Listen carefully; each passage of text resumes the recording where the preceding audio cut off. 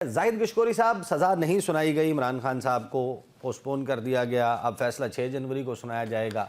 उसमें बात तो यही चल रही थी कि सज़ा सुनाई जाएगी। आपकी क्या इत्तला है? ये ज़ाहिर इशारतन आप बात पहले भी कर चुके कि इसको किसी वजह से, ख़ास वजह से जो है इसको पोस्टपोन किया गया है।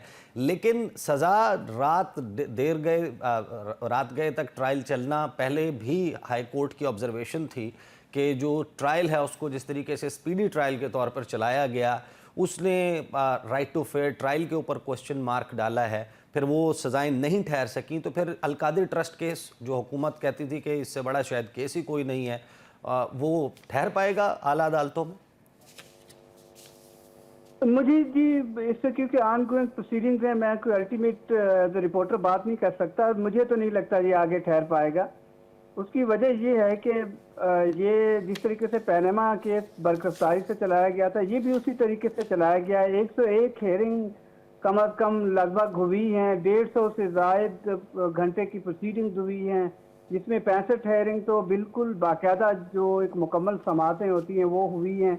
और जो ज़ाहिर है मुल्ज़िम हैं, इसमें नॉमिनेट बहुत से लोग हैं जो मुल्क से बाहर भी हैं। आपको पता है इमरान खान और उनकी अहलिया जो मेन फेस कर रहे हैं यहाँ पर, उन्होंने अपने विटनेसेस को टेस्टिफाई नहीं कराया, क्योंकि अल्टीमेटली उनको पता है कि जब चीज़ें वन साइडेड होने जा रही हैं तो वो अपना दिफा क्यों पेश करें। ये तो बिल्कुल इसलिए यही लगता है कि ये एक आगे जाके इनको शायद फ़ायदा भी हो सकता है। जाहिद गिशकोरी साहब, कितना सीरियस देखते हैं आप इस बात को कि इतवार का दिन क्रिसमस से पहले, वो 10-11 दिन की छुट्टी के बाद जनवरी के पहले हफ्ते में भी ये बयान जारी कर सकते थे? यहाँ पर मेरी अंडरस्टैंडिंग तो यही है कि 28 ममालिक का उस डॉक्यूमेंट, उस स्टेटमेंट के कंसेंसस पर पहुँचना और इतवार के दिन, छुट्टी के दिन इसको जारी करना सीम सीरियस, बहुत संजीदा नौयत लगती है। जी बिल्कुल ऐसा ही है। और मुझे लगता है कि 2027 तक जो पाकिस्तान का स्टेटस है 2023 में एक्सटेंड किया गया था, वो ख़तरे में पड़ सकता है। और पाकिस्तान को ये 7 से 9 अरब डॉलर की जो कंसेशन मिलती है आलमोस्ट हर साल, जो CSP प्लस है, उससे शायद पाकिस्तान के लिए मसला होगा। ये ऐसा पहली बार इसलिए है कि इससे पहले 2016-17 में आपको याद होगा जब पाकिस्तानी सुप्रीम कोर्ट ने इंडोर्स किया था मिलिट्री कोर्स को, जो कि जेट ब्लैक टेररिस्ट थे, और पाकिस्तान में एक गैर मामूली सूरत हाल थी दहशतगर्दी की APS के बाद। तो उस वक्त भी यूरोपियन यूनियन ने ह्यूमन राइट्स और सिविलियन के मिलिट्री ट्रायल के बारे में एक आवाज़ उठाई थी, लेकिन वो शायद उस वक्त की सूरत हाल बहुत एक गैर मामूली थी, और रियासत और पाकिस्तान के मुख्तलिफ ममालिक के साथ जो वार ऑन टेरर पर कोऑपरेशन था और नौयत के ताल्लुकात थे। इस दफ़ा एक बाय एंड लार्ज तो यही कंसिडर किया जाता है, और अब तो ये पब्लिक रिकॉर्ड पे आ चुका है कि एक सियासी जमात, जो कि बहुत बड़ी सियासी जमात है, जिसकी पाकिस्तान में शायद इस वक्त ज़्यादा पॉपुलैरिटी है और सबसे ज़्यादा वोट भी लिया है, उनके वर्कर्स ने एहतजाज किया है।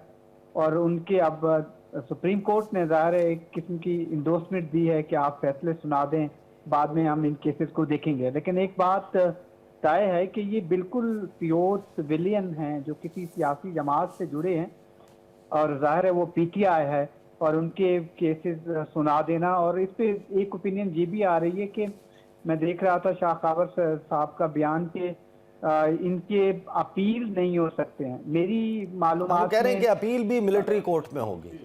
ये बहुत दिलचस्प है और एक्स्ट्रा ऑर्डिनरी सिचुएशन क्रिएट हो जाएगी अगर इनकी अपील सिविलियन कोर्ट में ना हो सके, क्योंकि हमने रिसेंटली देखा है जो लेफ्टिनेंट जनरल लेवल के जावेद इकबाल, आपको याद होगा, उनका सिविलियन कोर्ट में, हाई कोर्ट में वो आया था। तो ये गैर मामूली सूरत हाल होगी। अब इनसे ट्रायल सिविलियन अपील नहीं जा सकती सिविलियन कोर्ट में। तो यही एक वजह है कि इसी पर फोकस रखते हुए जो यूरोपियन यूनियन के पाकिस्तान को दिए गए स्टेटस पर, तो ये बड़ा मुश्किल हो जाएगा पाकिस्तान के लिए फाइनेंशियली। जब आप कोई कर्ज लगाते हैं या ये खड़े हो जाए, अगर तो ये पाकिस्तान को स्टेटस, आपको याद होगा, यूनिलैटरली दिया गया था, यूनिवर्स का 561 वोट टोटल थे, जिसमें 5 ममालिक ने पाकिस्तान की मुखालफत की थी। जाहिद किशकोरी साहब, हुकूमत के पास पीटीआई को देने के लिए क्या है आपके ख्याल में?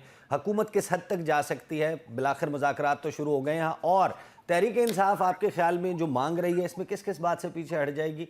हुकूमत कह रही है कि बानी पीटीआई इमरान खान साहब की रिहाई का मामला मुलाकात के एजेंडे पर, मुज़ाकरात के एजेंडे पर है ही नहीं सर ऐसे। आपने जो क्लिप सुनवाया था राना सनाउल्लाह साहब का, वो बहुत अहम था मेरे ख्याल में। वो आपकी लीड स्टोरी है कि हुकूमत के पास क्या है देने के लिए। हुकूमत के पास हमेशा अपोजिशन को देने के लिए बहुत कुछ होता है, और कुछ जेन्युइन उनकी डिमांड भी हैं जो हुकूमत दे सकती है। क्या हुकूमत को मुख्तदिर हल्के वो चीज़ देने देंगे, या हुकूमत चाहती है कि ऐसा हो?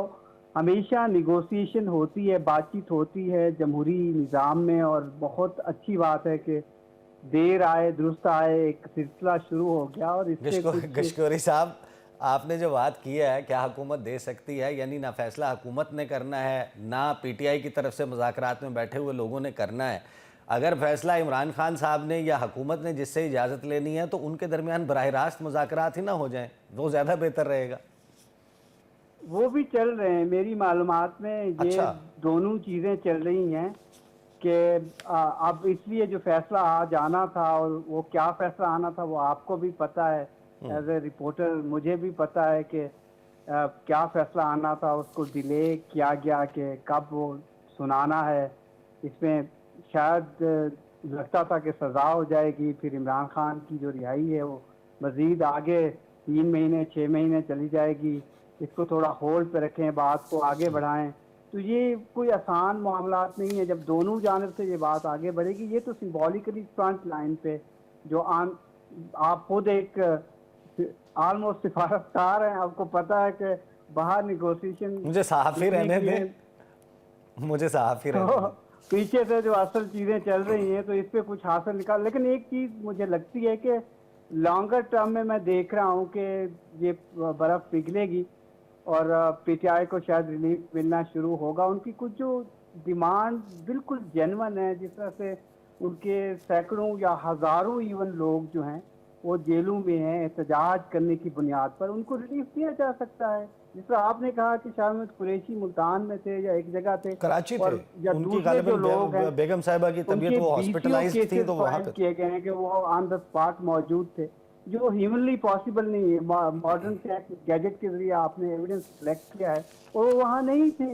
लेकिन ज़ाहिर है अल्टीमेटली उनको अदालतों से एक ना एक दिन रिलीफ मिल जाना है और वो छूट जाएंगे। लेकिन एक चीज़ तय है कि जब निगोशिएशन शुरू हो, बातचीत आगे बढ़े, जो इजी जेन्युइन डिमांड्स हैं वो आप उनकी माने, उसके बाद ज़ाहिर है उनको भी पता है, वो वकला की टीम को भी पता है, पीटीआई को भी पता है कि इमरान खान ने ऐसे बाहर नहीं आना।